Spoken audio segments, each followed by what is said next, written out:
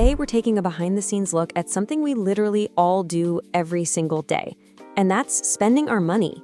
But look, just between us for a second, have you ever felt like your daily spending habits are kind of, well, out of your control?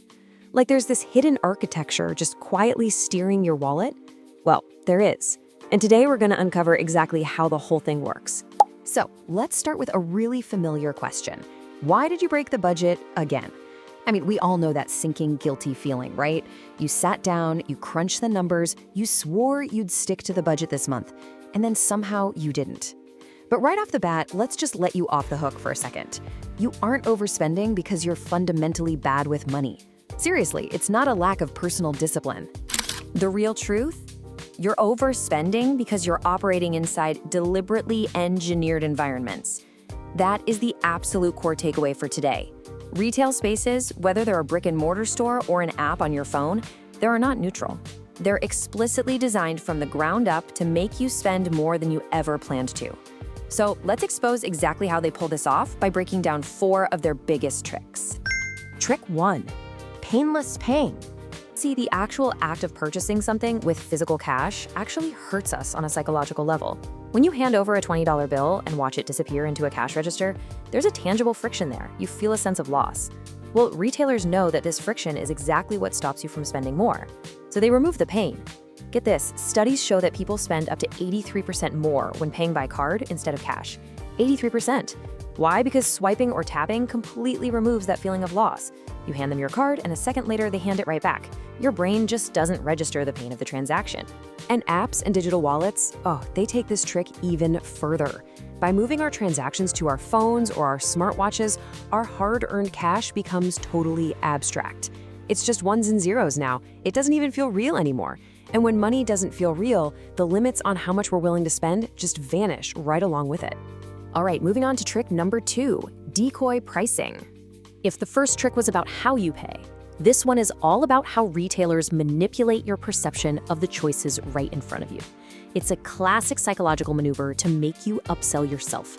Picture this classic scenario. You walk in wanting a medium size of whatever it is, coffee, popcorn, a software subscription, you name it. But right next to it is the large, and the large is only $1 more. Suddenly, you look at those 2 options and getting the medium feels like a total waste of money. You're thinking, well, for just $1 more, I'd be crazy not to get the large, right? But here's the grand illusion. They didn't create the large to actually sell you the large. They created it specifically to make the medium feel cheap and to make the large feel like an absolute steal. It's a decoy. By placing that price point just slightly higher, they completely alter your perception of value. You buy exactly what they planned for you to buy, all while you're walking away feeling like you totally gamed the system. Now for trick number 3, the scarcity panic. This is where things get pretty aggressive. The tempo of your shopping experience is artificially sped up to hijack your brain's primal fight or flight response. Just think about how often you get bombarded by these rapid-fire signals. Only 3 left in stock. Sale ends tonight. Limited time offer. Flash sale. I mean, come on. These aren't just helpful little inventory updates. They are designed to create massive psychological overload. They are applying intense, immediate pressure directly on you. And that pressure works. Why? Because your brain does not process scarcity rationally. It doesn't sit back and calmly think, maybe I should check another website to compare prices. No, it panics. It feels this immediate threat of missing out. A panicked brain completely shuts down your ability to logically evaluate a purchase. It just acts. You click buy now purely to relieve that sudden rush of anxiety. Okay, let's slow the pacing down for a second because trick number 4 is honestly the most manipulative trap of the bunch. Fake self-care. This is where retailers cleverly disguise hedonic adaptation as a necessary reward. We all know the internal monologue, right? Man, you've had a really hard week. You deserve this. Brands and platforms have literally learned how to weaponize our daily stress. They expertly position spending money as a legitimate form of self-care.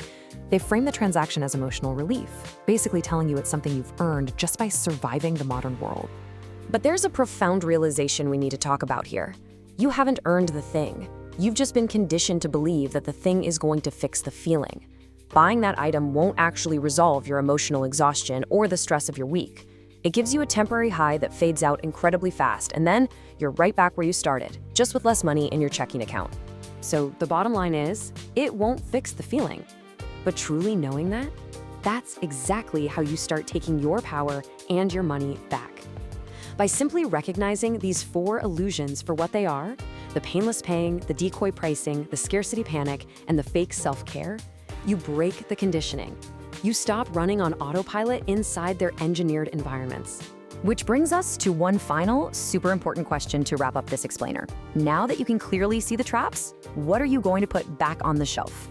The next time you feel that sudden urge to swipe, or you see a giant red countdown timer, or you start telling yourself you deserve it, I challenge you to just pause, recognize the architecture around you, and make your choice, not theirs. Thanks so much for joining me, and keep learning.